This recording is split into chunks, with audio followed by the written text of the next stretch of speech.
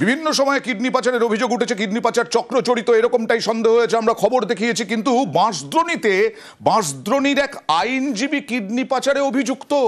বাঁশদ্রোণীর আইনজীবী, তাকে গ্রেফতার করলো অশোকনগর থানার পুলিশ। কিডনি পাচার চক্রে আগেই গ্রেফতার হয়েছিল 5 জন।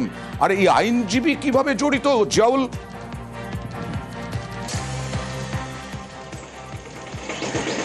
দেখো অয়ন্দা, তুমি যেটা জানিয়ে রাখি, প্রথমেই অশোকনগরের যারা গরিব অর্থাৎ অসহায় পরিবার, তাদেরকেই প্রথমে লোন দেওয়ার নাম করে, মোটা অঙ্কের লোন দেওয়ার নাম করে, সেই টাকার পরে যখন সেই টাকা শোধ করতে পারতেন না, তখন তাদেরকে কিডনি বিক্রির একটা পরিকল্পনা দিতেন।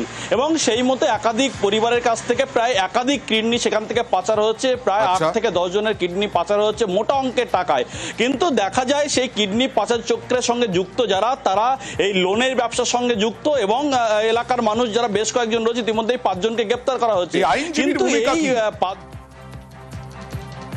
বাঁশদ্রোণীর একদম এই 5 জনকে জিজ্ঞাসাবাদের পরেই আইনজীবীর নাম উঠে আসে। তিনি কলকাতা আলিপুর আদালতে তিনি প্র্যাকটিস করতেন এবং বাঁশদ্রোণীর বাসিন্দা।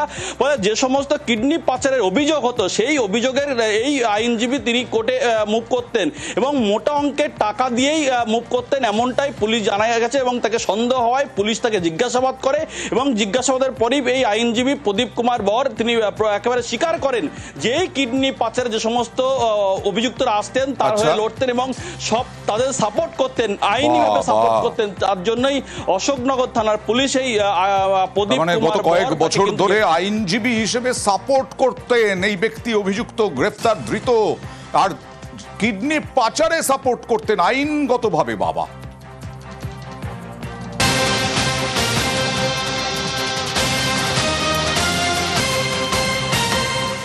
এই বেলঘরিয়া থেকে সোদপুর বিটি রোডের ধারে যে ভদ্রলোক কি দেখাচ্ছেন জানেন? এখান থেকে বারবার বড় বড় গাড়ি, বাইক চুরি হয়ে যাচ্ছে। সেরকমই একটি ম্যাটাডোর, অত বড় ম্যাটাডোর চুরি হয়ে গেল। সিসি ক্যামেরার ছবি দেখাবো। বিভিন্ন সময়ে চুরি, এবার সিসি ক্যামেরার ছবি দেখুন। ম্যাটাডোরের যিনি চালক, তিনি কিছুক্ষণের জন্য অন্য জায়গায় গিয়েছিলেন, তারপরে দেখেন ম্যাটাডোর হাওয়া। সেই ম্যাটাডোর যে চুরি হয়ে যাচ্ছে, ওই খানাখন্দ থেকে উঠিয়ে একেবারে ম্যাটাডোর চুরি করে নিয়ে যাচ্ছে। স্থানীয় ব্যবসায়ীরা আতঙ্কিত, উদ্বেগে। কথা বলবো প্রতিনিধি সুবীরের সঙ্গে। সুবীর, একটা এত বড় ম্যাটাডোর চুরি হয়ে গেল এইভাবে প্রকাশ্যে, অতগুলো গাড়ি যাচ্ছে। দেখো আনন্দা, একদমই এই যে সোদপুর ট্রাফিক মোড় খুব জনবহুল জায়গা এবং সেখানে কিন্তু প্রশাসনিক অর্থাৎ পুলিশ প্রশাসন থেকে শুরু করে যারা ট্রাফিক পুলিশ, তারা কিন্তু সেখানে প্রতি সময় সেখানে থাকেন।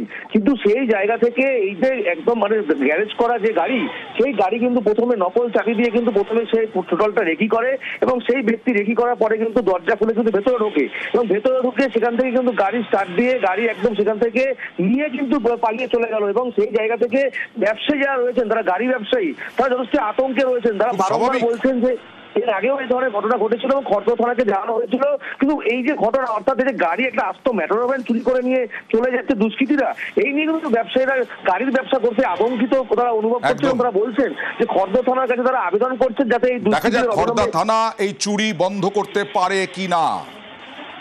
সকালবেলা এসে দেখলো গাড়িটা নেই, তারপর ফোন করলো, ফোনে করে এদিক ওদিক দেখলাম, দেখার পরে সিসিটিভি চেক করলাম, দেখলাম 2:10-এ গাড়িটা নেই, গাড়িটা নিয়ে বেরিয়ে যাচ্ছে। বিটি রোডের ধারে এরকম ধরনের ঘটনা, একটা ট্রাফিক মোড় জনবহুল যায়। 6 মাস আগে একটা এই ধরনের ঘটনা আমাদের বিটি রোডের স্ট্যান্ডে ঘটলো। ঠিক 6 মাসের মধ্যে আবার একটা চুরি। আমরা সেফটি বোধ করছি না, আমরা আনসেফটি ফিল করছি যে রোডের ওপর থেকে এইভাবে গাড়ি চুরি হয়েছে দিনের পর দিন। আমরা কীভাবে ব্যবসা করবো? পুলিশের কোনো সহযোগিতা পেয়েছেন এখনো পর্যন্ত? হ্যাঁ, ওনারা এসেছিল, জায়গা ভিজিট করেছে, ওনারা আশ্রয় দিচ্ছে যে আমরা চেষ্টা করছি।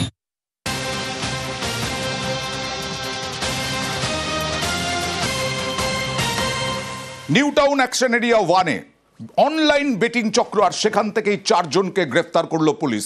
অনলাইন বেটিং চক্র চালানোর অভিযোগ, বিধাননগর সাইবার থানার জালে 4। ধৃতদের থেকে বাজেয়াপ্ত 46টি ডেবিট কার্ড। কথা বলবো প্রতিনিধি অনুপের সঙ্গে। অনুপ, কিভাবে জানা গেল?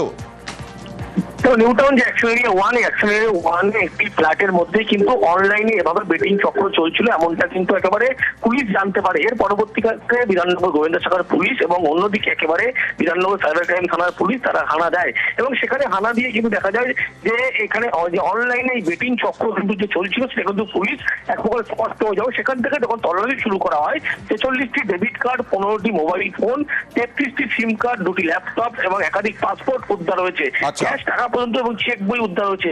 এবং এই যে ঘটনা সাইবার ক্রাইম থানা কিন্তু স্বতঃস্ফূর্ত পরবর্তীতে মামলা রুজু করে এবং এই অনলাইন বেটিং চক্র এই চক্র কিন্তু রাজ্য জুড়ে চালানো হচ্ছিল এমনটা পুলিশ জানতে পারে। এখান থেকে 3 জনকে কিন্তু ইতিমধ্যে গ্রেফতার করা হয়েছে এবং একাধিক ব্যক্তির খোঁজে কিন্তু ইতিমধ্যেই পুলিশের পক্ষ থেকে তল্লাশিও শুরু করা হয়েছে।